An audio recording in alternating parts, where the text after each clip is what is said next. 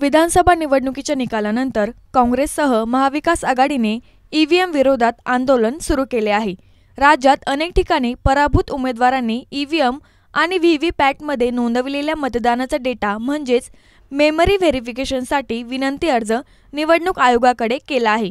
त्यानुसार व्हीव्हीपॅटची मोजणी होईल असा सर्वसामान्यांचा समज आहे, परंतु वस्तुस्थिती तशी नसून पराभूत उमेदवारांच्या अर्जानुसार निवडणूक विभागातर्फे ईव्हीएम किंवा व्हीव्हीपॅट या दोघांचीही फेरमोजणी होणार नाही, तर उमेदवारांसमोर संपूर्ण ईव्हीएम मशीन उघडून दाखवली जाईल। निवडणूक विभागानुसार उमेदवाराने आक्षेप घेत मेमरी व्हेरिफिकेशनसाठी अर्ज केला तर व्हीव्हीपॅटची मोजणी केली जात नाही। उमेदवाराने मागणी केलेल्या बूथवरील ईव्हीएम पूर्णपणे उघडून दाखवला जाईल।